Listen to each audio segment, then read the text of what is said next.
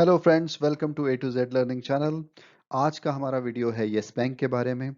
Yes bank इस पूरे साल भर में हमेशा न्यूज़ में रहा है, ज़्यादातर खराब न्यूज़ में रहा है बजाय इसके कि अच्छी खबरों में। लेकिन अब आई थिंक मुझे लगता है टाइम बदल रहा है। इनमें प्रशांत कुमार की जो लीडरशिप आई है उससे काफ़ी अच्छी खबरें आ रही हैं और ऐसा लग रहा है कि ये बैंक अब सही डायरेक्शन में जा रहा है।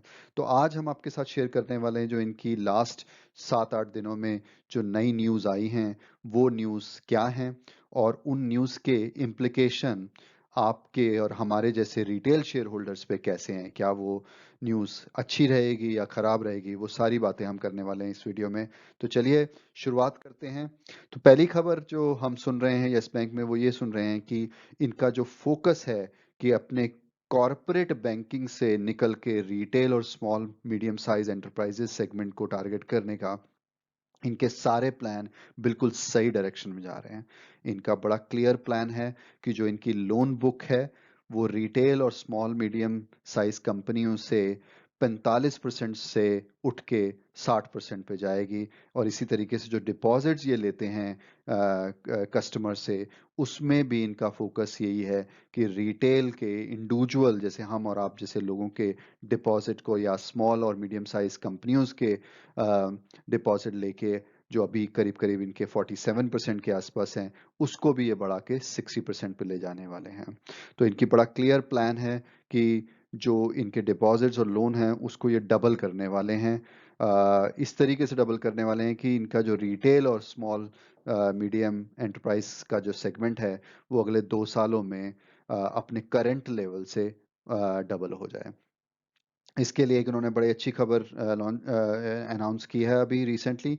वो ये कि इन्होंने अपना नया सेविंग अकाउंट लॉन्च किया है अभी, जो जिसका नाम है यस प्रीमिया। ये टारगेट कर रहा है मास एफिलुएंट सेगमेंट में, जो बेसिकली वो लोग जो अपने बैंकों में अपने सेविंग बैंक अकाउंट में करीब करीब 2 लाख या उससे ज़्यादा का अमाउंट रखते हैं, उनको ये टारगेट करके ये इन्होंने प्रोडक्ट को लॉन्च किया है।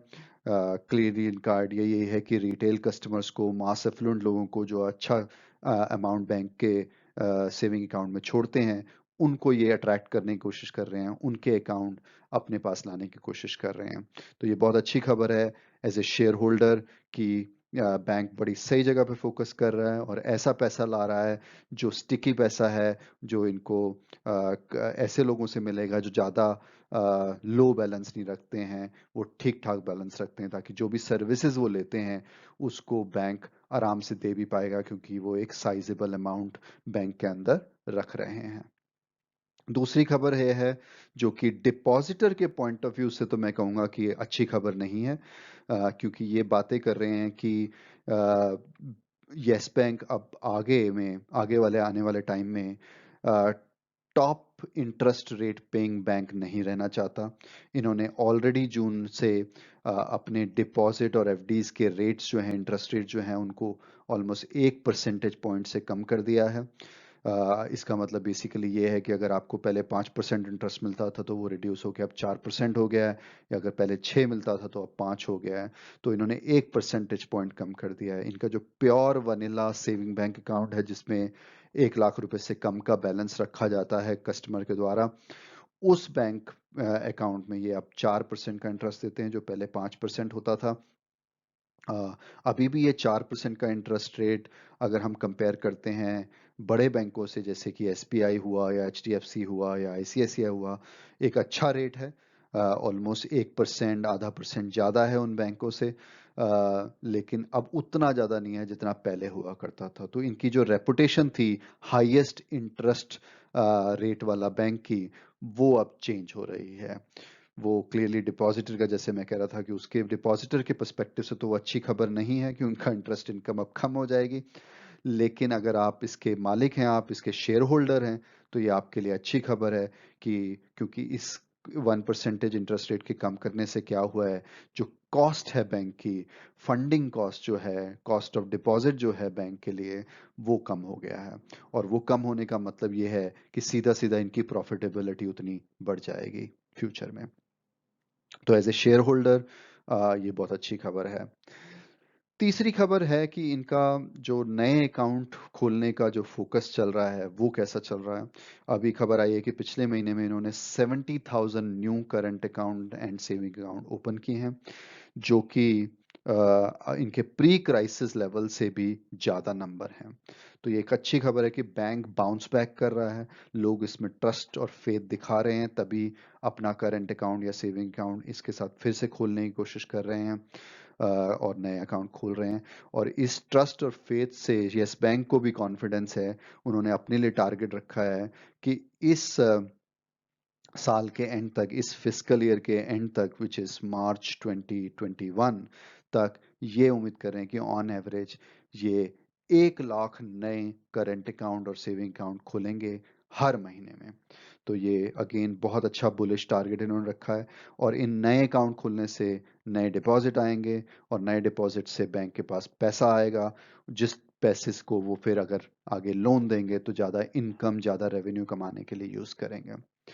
इन्होंने ये भी अनाउंस किया है कि इनका प्लान है कि जो इनका टोटल डिपॉजिट है, जो 30 सितंबर के जो इनके रिजल्ट आए थे उसके हिसाब से था 1,37,000 करोड़ का, उसको ये बढ़ा के 2 लाख करोड़ पे ले जा रहे हैं। तो ये भी बहुत अच्छी खबर है बैंक की कि बैंक ग्रोथ के पाथ पे है और स्ट्रॉन्ग ग्रोथ के पाथ पे है। तो ये बहुत बहुत अच्छी खबर है एज ए शेयर होल्डर। अगर इनके डिपॉजिट बढ़ेंगे तो इनका रेवेन्यू बढ़ेगा, और रेवेन्यू बढ़ेगा तो इनकी वैल्यूएशन भी बढ़ेगी। लास्ट पार्ट जो इनके जो न्यूज़ का है, जो आपके साथ में शेयर करना चाहता था, वो लोन तरफ है। जैसे मैंने कहा कि ये लोन डिसबर्समेंट भी इनका फोकस जो अब है रिटेल और एसएमईज के लिए है, क्योंकि इन्होंने पास्ट में ये देख लिया था कि बड़ी कंपनियों को लोन देने में क्या होता है कि बड़े बड़े अमाउंट के लोन दिए जाते हैं, और अगर कंपनी के साथ कुछ गड़बड़ हो जाए या कंपनी किसी तरीके से प्रॉब्लम में आ जाए और पेमेंट ना कर पाए, तो वो बहुत बड़ा एक्सपोजर हो जाता है बैंक के लिए। जैसा कि इन्होंने देखा रिलायंस, अनिल अंबानी ग्रुप की जो कंपनी का इनको एक्सपोजर था। इसके अलावा इनको डीएचएफएल से काफ़ी बड़ा एक्सपोजर था, वोडाफोन से काफ़ी बड़ा एक्सपोजर था। तो ये सारी की सारी कंपनियों के एक्सपोजर की वजह से इनके पास बहुत बड़ी big NPA, non performing assets हो गई थी, जिसकी वजह से बैंक काफ़ी मुसीबतों में आ गया था। लेकिन आप गोइंग फॉरवर्ड ये क्या सोच रहे हैं कि ये ज़्यादातर अपनी ग्रोथ लाएंगे रिटेल और स्मॉल मीडियम साइज एंटरप्राइजेस से, जिसमें क्या होता है कि जो टिकट साइज होता है लोन का, वो बहुत स्मॉल होता है। अगर दो चार लोन गड़बड़ भी हो जाएंगे तो ओवरऑल बैंक की बैलेंस शीट पे उसका इम्पैक्ट इतना नहीं होगा। तो इनका जो प्लान है रिटेल सेक्टर को टारगेट करते हुए, इनका ये प्लान है कि अगले क्वार्टर में, जो अभी ये जो क्वार्टर चल रहा है उस क्वार्टर में, ये कोशिश कर रहे हैं कि 10,000 करोड़ का डिसबर्समेंट करें, लोन डिसबर्समेंट का। और ये लोन डिसबर्समेंट जो होगा नए लोन का, वो होगा मेनली 3 कैटेगरी के लोन्स में। एक तो जो कार लोन्स, ऑटो लोन्स जो देते हैं कंपनी, लेते हैं लोग, वो यस बैंक उसमें काफ़ी अग्रेसिव होगा। पर्सनल लोन के स्पेस में काफ़ी अग्रेसिव होगा, और होम लोन की कैटेगरी में काफ़ी अग्रेसिवली काम करेगा। और ये तीनों कैटेगरी के लोन ऐसे हैं जिसमें हम आप लोग इंडिविजुअल्स, रिटेल कस्टमर ज़्यादा लोन देते हैं, जिनमें डिफ़ॉल्ट रेट भी कम होता है, और अगर किसी वजह से डिफ़ॉल्ट होता भी है तो इंडिविजुअल लोन का साइज इतना बड़ा नहीं होता कि बैंक को ज़्यादा इम्पैक्ट कर पाए। तो ये सारी न्यूज़ जो है हम आपके साथ शेयर करना चाहते थे। आपने, जैसे मैं हर न्यूज़ के साथ बोला, कि ये चारों की चारों न्यूज़ बहुत अच्छी न्यूज़ हैं एज ए शेयर होल्डर। हालांकि एक न्यूज़ जिसमें इंटरेस्ट रेट इन्होंने कम किया, वो भी शेयर होल्डर के लिए तो बहुत अच्छी न्यूज़ है, लेकिन डिपॉजिटर के लिए ख़राब न्यूज़ है, तो उसको भी ध्यान में आपको रखना चाहिए। इसके अलावा एक लेटेस्ट न्यूज़ आ रही है जो अभी थोड़ी सी प्रिलिमिनरी है, थोड़ा सा कंफर्मेशन नहीं आई है, तो ज़्यादा मैं नाम नहीं लूँगा। लेकिन जैसा आपको पता ही है कि येस बैंक जो है, इंडिया की जितनी भी डिजिटल पेमेंट होती हैं, जब आप किसी भी शॉप में जाते हैं और अपना कार्ड यूज़ करके पेमेंट करते हैं, तो जो बैक एंड सिस्टम होता है जो वो प्रोसेस कर रहा है उस पेमेंट को, वो बैंक चलाते हैं। और येस बैंक उस स्पेस में बहुत बड़ा प्लेयर है। करीब करीब 50% जो डिजिटल पेमेंट होती हैं इंडिया में, वो येस बैंक ही प्रोसेस करता है बैंक में। तो ये बहुत बड़ा लीडर है उसमें। इनका टेक्नोलॉजी इंफ्रास्ट्रक्चर बहुत ही हाई क्वालिटी का है डिजिटल पेमेंट के लिए।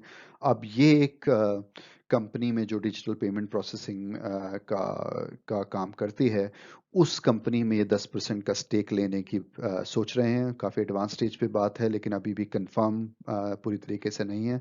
अगर वो न्यूज़ कंफर्म हो जाती है तो ये येस बैंक के लिए बहुत अच्छी खबर होगी कि येस बैंक अपनी जो स्ट्रॉन्ग पोजीशन है डिजिटल पेमेंट प्रोसेसिंग स्पेस में, उसको और भी ज़्यादा स्ट्रेंथन करेगा इस स्टेक के बाद। तो ये बहुत अच्छी खबर है एज ए शेयर होल्डर। तो सारी न्यूज़ मैं कहूँगा शेयर होल्डर्स के हिसाब से बहुत अच्छी आ रही हैं। तो पूरा क्रेडिट जाता है प्रशांत कुमार को और उनकी मैनेजमेंट टीम को कि वो इस बैंक को पूरी तरीके से अपने पैरों पे खड़ा करना चाहते हैं, बाउंस बैक कराना चाहते हैं।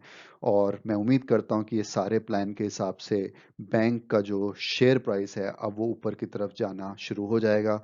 ऑलरेडी हमने देखा है पिछले हफ्ते में बैंक एक दो बार अपर सर्किट से अपर सर्किट लगा है बैंक के शेयर प्राइस पे। अभी बैंक का शेयर जो है करीब करीब 15.5 रुपए के आसपास है और फ्लक्चुएट करता है थोड़ा सा। मैं सरप्राइज नहीं हूँगा कि हमारे पास जब तक दिसंबर के रिजल्ट आएंगे जनवरी में, तब तक ये बैंक करीब करीब 20 रुपए या इससे भी थोड़ा सा ऊपर हो जाए।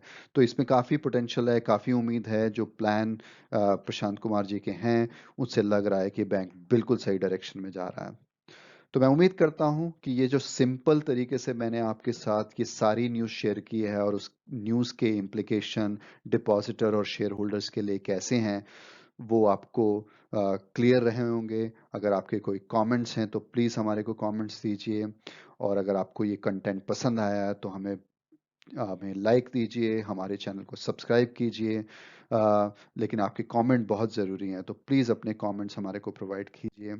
और अगर आपने, जैसा मैंने कहा कि हमारा A to Z learning channel अभी तक सब्सक्राइब नहीं किया है, तो प्लीज़ सब्सक्राइब कीजिए, उसके नोटिफिकेशन को भी प्रेस कीजिए, ताकि आपको हमारे चैनल से जो भी नए वीडियो आते हैं, नया कंटेंट आता है, वो आपको इमीडिएटली नोटिफाई हो जाए। अगर आप येस बैंक के Q2 के रिजल्ट जो 30 सितंबर में आए थे उसको भी समझना चाहते हैं, रिविजिट करना चाहते हैं कि क्या हुआ था येस बैंक में अप टू 30 सितंबर, तो हमारा एक वीडियो है जिसका लिंक अभी आ गया आपकी स्क्रीन पे। आप उसको देखिए और उससे आपको बड़े इजी सिंपल तरीके से समझ आएगा कि बैंक किस डायरेक्शन में जा रहा हूँ। So thank you very much, आपने हमारा वीडियो वॉच किया। प्लीज़ हमारे को अपने कमेंट कीजिए और हमें बताइए कि आपको हमारा कंटेंट कैसा लग रहा है। हम आपको विश करते हैं कि आप अगर इसमें ऑलरेडी इन्वेस्टर हैं तो आपका पैसा और बढ़े, और अगर इन्वेस्टमेंट करने की सोच रहे हैं तो आई थिंक टाइमिंग सही है। आगे इसका फ्यूचर ब्राइट ही लग रहा है यस बैंक का। तो all the best for future investment, make lots of money. Thank you.